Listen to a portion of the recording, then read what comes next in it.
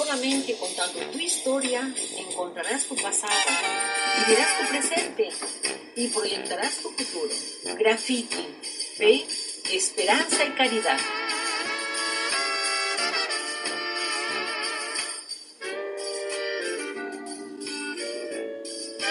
Hola, soy Pablo Ricardo Duque. Bienvenidos a nuestros oyentes en todo el mundo que nos escuchan a través de CristoReyRadioTV.com. Siempre estamos orando para que donde ustedes se encuentren estén gozando de las bendiciones que nuestro Padre Dios da a todos sus hijos. Esas bendiciones que producen prosperidad. Graffiti, como ustedes conocen, amables oyentes, es el programa de radio semanal que cuenta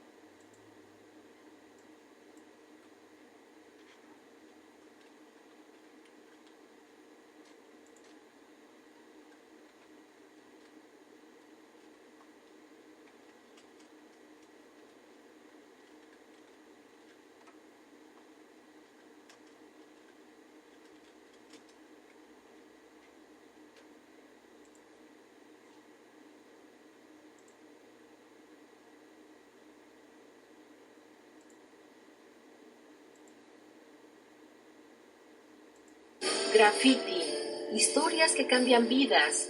Un programa que tocará tu corazón y abrirá la puerta para que entre Cristo Jesús. Solamente contando tu historia encontrarás tu pasado, vivirás tu presente y proyectarás tu futuro. Graffiti, fe, esperanza y caridad.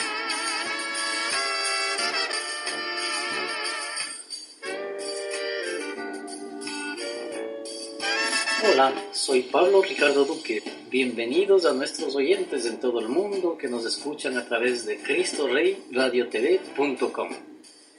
Siempre estamos orando para que donde ustedes se encuentren estén gozando de las bendiciones que nuestro Padre Dios da a todos sus hijos. Esas bendiciones que producen prosperidad. Graffiti, como ustedes conocen, amables oyentes, es el programa de radio semanal que cuenta historias que cambian e impactan vidas. Graffiti recoge la costumbre ancestral de registrar a través de un cincel en las paredes temas revolucionarios que quedan marcados y que van a ser vistos por quienes dan importancia a lo que sucede en sus propias vidas. Estamos esperando que en un tiempo breve su historia llegue a nuestros estudios y esta pueda ser publicada como testimonio de vida para cambiar maneras de existir, beneficiando a la audiencia de un planeta entero.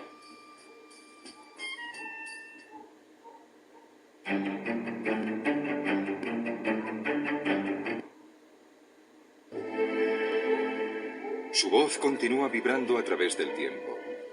Las predicciones que hizo son aterradoramente certeras, y cada pocos años, cuando una calamidad de terribles proporciones azota a la humanidad, volvemos a las palabras del hombre que lo predijo todo. Michel de Nostradamus, conocido en todo el mundo como Nostradamus. Profesor francés, médico, hombre de familia, astrólogo, matemático y brillante estudiante, Nostradamus era un hombre renacentista. Pero sus profecías, escritas para beneficio de toda la humanidad, siguen estimulando nuestra mente y nuestra imaginación más de 400 años después de su muerte.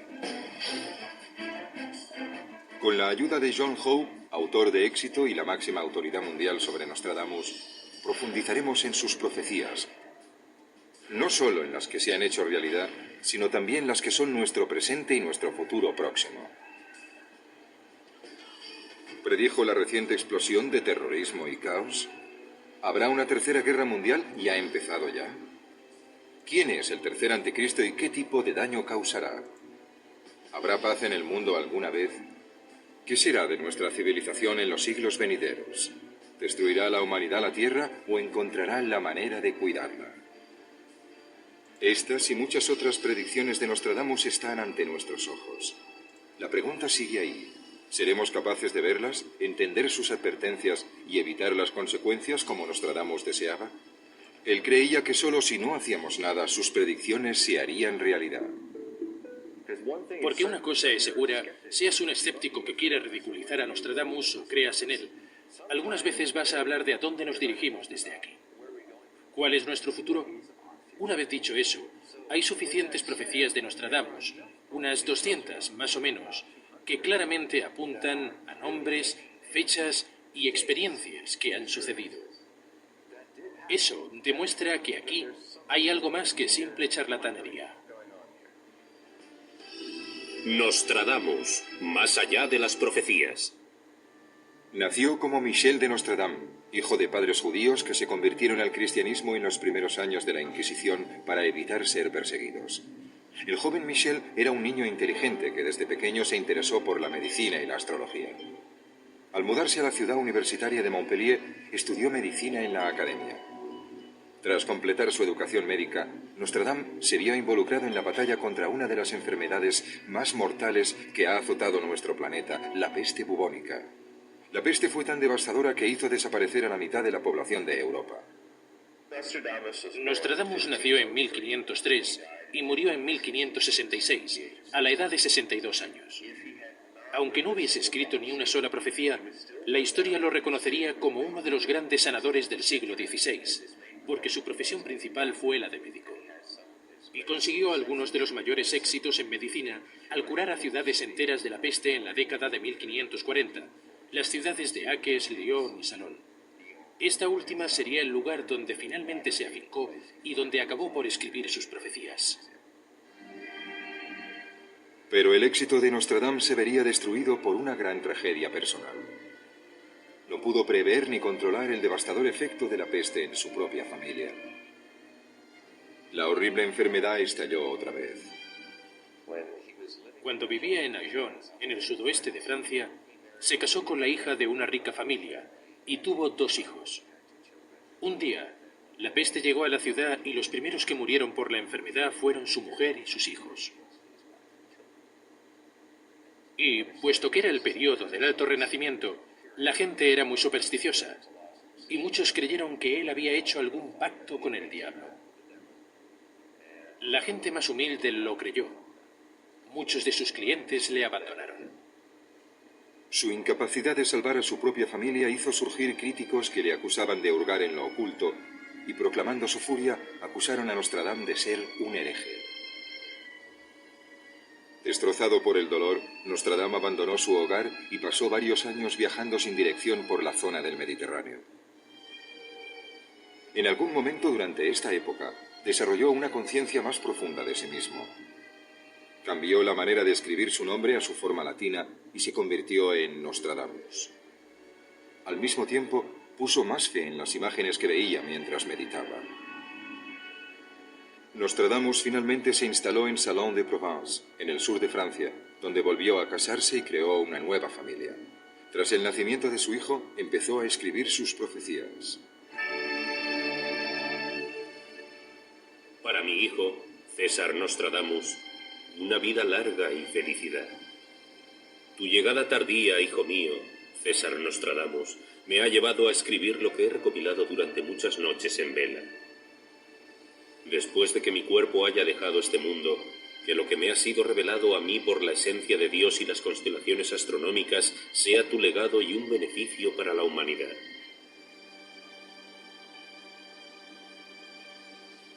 Iba a quedarme callado y desistir de escribir lo que he conocido, pero he decidido explicarlo, ya que es de interés general, y presentarlo en forma de frases codificadas y confusas. El siglo XVI era una época de superstición y persecución. La Iglesia, con su poderosa influencia sobre el Estado, atacaba a los individuos considerados extraños, raros o excéntricos. Mucha gente fue juzgada, condenada y sentenciada a horribles torturas, o incluso a muerte por cosas que no encajaban en la visión de lo que era aceptable de la Iglesia. Era una época peligrosa para las mentes extraordinarias, y Nostradamus estaba decidido a proteger a su familia de la persecución que había sufrido años atrás. Aunque Nostradamus escribió sus visiones, lo hizo de una manera que no pusiera en peligro ni a su nueva familia ni a él. Lleva tiempo aprender el lenguaje de Nostradamus. No es suficiente con saber francés. Hay que saber francés nostradámico. Incluso su gente, en su época, decía: ¿qué? ¿Qué dices? Está codificado, pero no hay un código general que lo decodifique. Con la insaciable curiosidad de un estudiante, Nostradamus profundizó en su búsqueda de la visión con la ayuda de profetas y místicos anteriores a él. Me dieron varios manuscritos que llevaban siglos escondidos. Como sabía la amenaza que suponían, los quemé después de leerlos. Mientras las llamas los devoraban y lamían el aire, hubo un brillo artificial, más claro que la luz natural, parecido a un rayo cegador.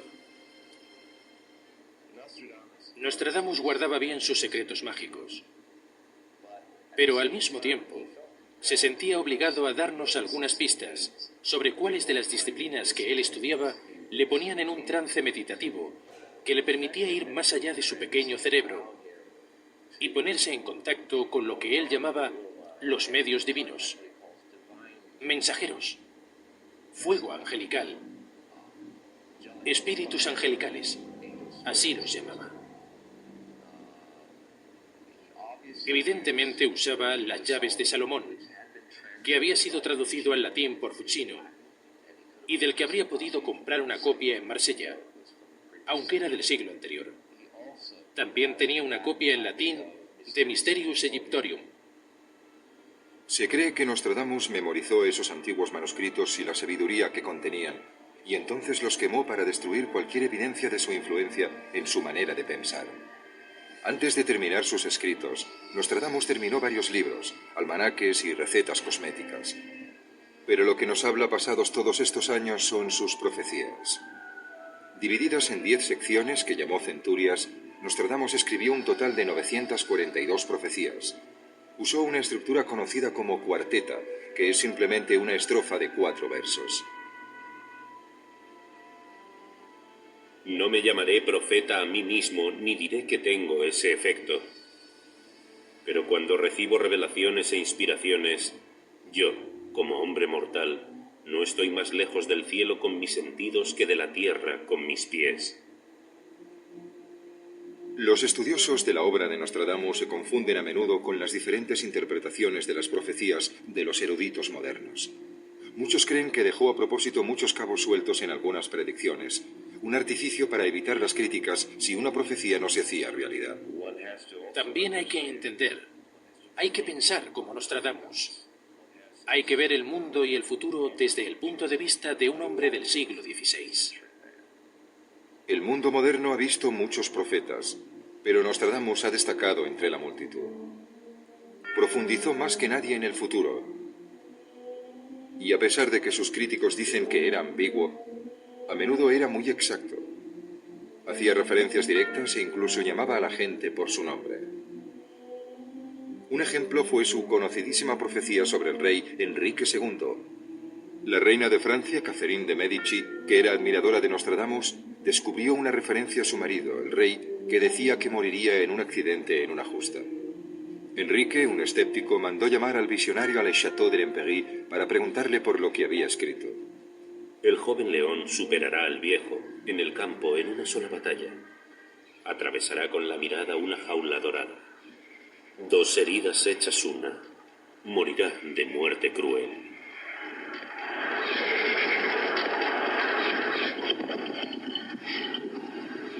Pero las palabras de Nostradamus cayeron en saco roto. 2 años más tarde, el último día de un torneo, el escéptico rey se metió en una justa. El oponente de Enrique, un guardia escocés 9 años más joven, llevaba pintado un león en su escudo, igual que el rey, que también llevaba un casco dorado.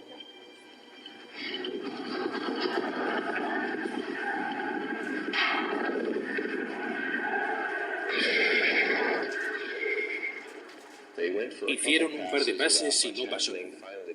Finalmente el rey quiso un último pase con el chico, cuya lanza estaba demasiado alta. Chocó contra ella, que se rompió en 2 enormes astillas. Una le hirió el cuello